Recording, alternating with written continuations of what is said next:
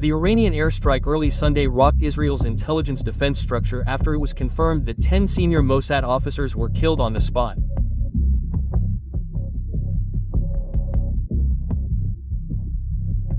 The attack came just hours after Tehran's official statement rejecting the ceasefire call, asserting that there would be no ceasefire until the occupation of Palestine was completely ended. A huge explosion echoed in the West Tel Aviv military district, right in the area known as the Mossad's operational center. Iran launched a limited number of high-precision missiles but well coordinated. Although only a few missiles, the destruction caused showed a level of planning and intelligence that embarrassed Israel. Initial suspicions are that the Iron Dome defense system was either inactive or successfully diffused through digital sabotage shortly before the attack. The 10 senior Mossad officers were holding a closed internal meeting. A meeting that was not detected by any foreign party except apparently by Iran. Their names are still a public secret. However, inside sources said that some of them were the architects of the most controversial covert operations in the Middle East in the last 2 decades. This mass death immediately put Mossad in a strategically paralyzed condition, at least for the next few weeks. Not only did Israel lose elite human resources, it also lost a very sensitive coordination channel with a number of partner countries. An emergency meeting of the Security Cabinet was held just 2 hours after the incident. However, there has been no official statement from the Ministry of Defense. The Prime Minister only made a brief comment: "We will respond with a force that has never been seen before." However, this sentence sounds exactly like the announcements last week and the week before.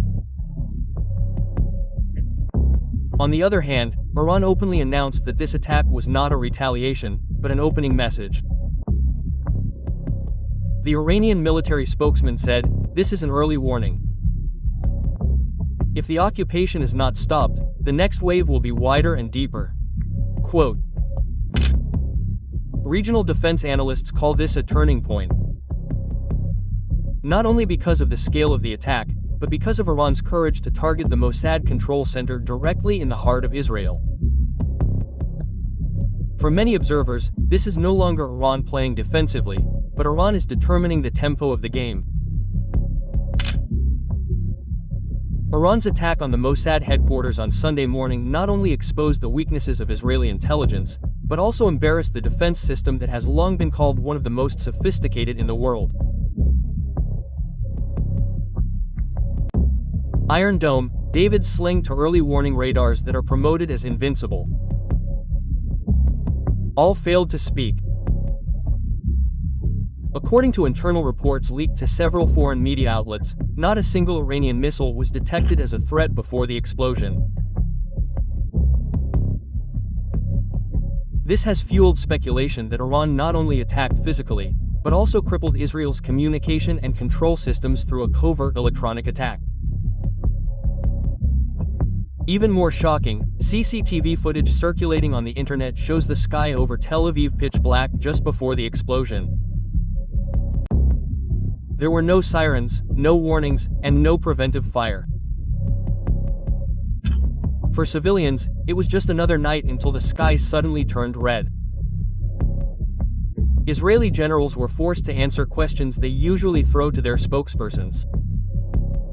Where is our defense? The answers seemed hesitant. The defense minister only mentioned that there were indications of a system disruption that was being investigated without mentioning hacking or breaches. Meanwhile, foreign analysts began to compare the incident to major military surprises in the past. Some called it a cyber Yom Kippur, where the attack came when the top brass were too confident in the sophistication they had built themselves. Even more bitterly, this happened when international public opinion towards Israel was at its lowest point, following reports of war crimes and a prolonged blockade of the Palestinian territories. International support that used to come automatically has now turned into silence. There are no hashtags of support, no protests against Iran. The world is just watching. Iran itself has not confirmed the technical method of their attack. However, in their latest statement, they said that a system built on lies does not need bullets to be destroyed.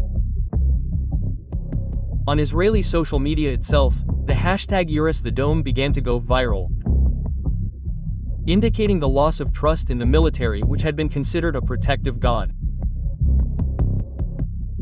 In one night, the people's sense of security turned into confusion and anger. The news of the death of 10 high-ranking Mossad officers in the Iranian attack was greeted with cheers in several Palestinian areas. In the Gaza Strip and the West Bank, the night sky was decorated with fireworks made by the people, not missiles. For some residents who have lived under the blockade and tight surveillance of Mossad for years, this is a night of victory without having to take up arms. "It's not about supporting Iran or not," said a young man in Nablus. "It's about the world finally seeing that Israel can be afraid, can be defeated, and can run out of answers."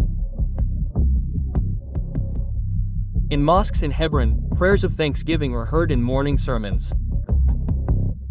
Not because of hatred, but because the enemy that seemed invincible has finally fallen, not to the small Palestinian people, but to a big country that has been silent for so long. Iran did not mention Palestine explicitly in its military statement.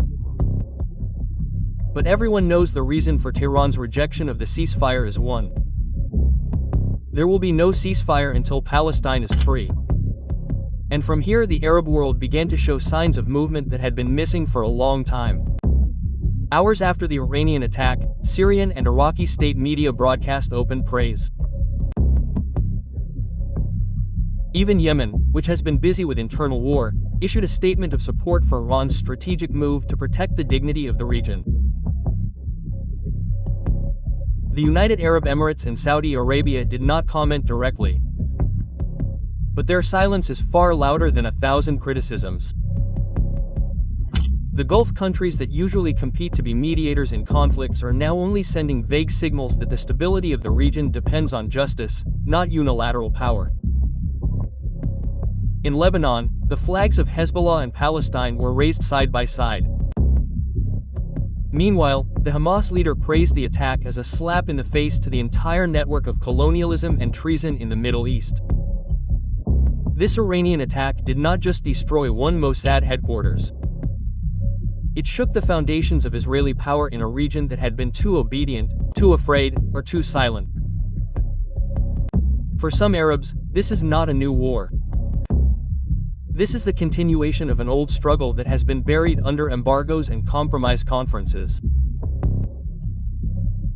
And that's many Arab television screens. For the first time in a long time they saw Israel not attacking but being attacked. After the Iranian attack on Sunday that killed 10 high-ranking Mossad officers, the political situation in Israel immediately turned into a coalfield. The war cabinet that was touted as solid since the beginning of the aggression on Gaza now looks like it is not sitting in the same room. Ministers talk as if they are not sitting in the same room. In less than 24 hours, 3 right-wing ministers from the coalition party began to voice demands for a total review of the defense structure and intelligence network. One of them even called this incident a national humiliation worse than the Six-Day War. But the Prime Minister's party insists that this attack will not change the course of things' major operation in Gaza.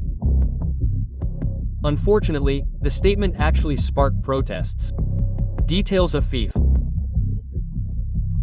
Thousands of citizens took to the streets that night, unfurling banners blaming their leaders for their total disregard for the real threat. Slogans that were once intended to support the military have now turned into questions. Who is really protecting us? The belief system began to crumble. The public questioned how such an attack could go unnoticed. Mossad, which had been sold as Israel's eyes and ears around the world, was now considered blind and deaf in its own land. On social media, the gnashing became even more brutal. Hashtags such as Yan Netanyahu out and just failed spy master top national trends. Criticism came not only from the opposition but also from military veterans and former national security officials. They called this incident the result of too much propaganda, too little self-evaluation. Even the pro-government media began to sound awkward. They could no longer cover it up with headlines that Iran will pay because the people no longer wanted promises of revenge. They wanted an explanation for why this attack could happen without a single warning shot. Worse still, a number of families of the Mossad members who died began to speak out. They called the government slow, secretive, and cowardly. One family said, "If they died for Israel, why is Israel so afraid to speak their names?" The crisis of confidence is now moving faster than a missile hitting a Mossad headquarters. From the cabinet room to the hallway of a private home, one question keeps coming. Who will guard Israel if its guards have died in silence?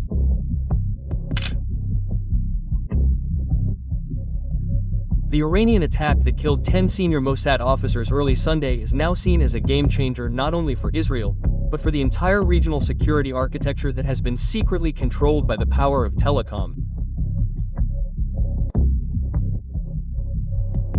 Now the veil has been torn. The world has seen that even the shadow guards can be ambushed and destroyed in just one night. Shortly after the explosion, a number of countries that had been in Israel's orbit of influence began to reconsider their positions. Egypt, which is usually moderate, for the first time did not condemn Iran. Turkey, which often plays both sides, is now more vocal in demanding justice for Palestine. Even Jordan, which has been a pillar of stability, has quietly recalled its ambassador from Tel Aviv. At the United Nations level, the call for an extraordinary Security Council session came not to condemn Iran, but to pressure Israel to end its occupation and siege. No resolution was issued, but the silence of the major powers was much louder than the barrage of missiles. The United States itself looks awkward. They formally condemned the Iranian attack, but at the same time did not send a single additional warship to the Middle East. Quote, "We are reviewing the stability of the region," an Awam defense official said. The translation is simple. Even the staunchest allies are having second thoughts. Meanwhile, Iran is growing in confidence. In a speech delivered by its supreme leader, it was said that today's action is a reminder that land seized by force will not be quiet forever. The rhetoric may sound familiar, but this time the world is watching in a different way. Inside Israel itself, chaos is creeping into the bureaucracy. Many defense officials are reportedly resigning quietly. The scramble for positions in the intelligence structure is creating new holes that are vulnerable to infiltration. Trust in the military elite is crumbling. The Mossad has not only lost its best men, it has lost its myth. Journalists, observers, and diplomats are now coining a new term, the post-Mossad era, a time when Israel must live without the influence of the intelligence that has long been its long arm.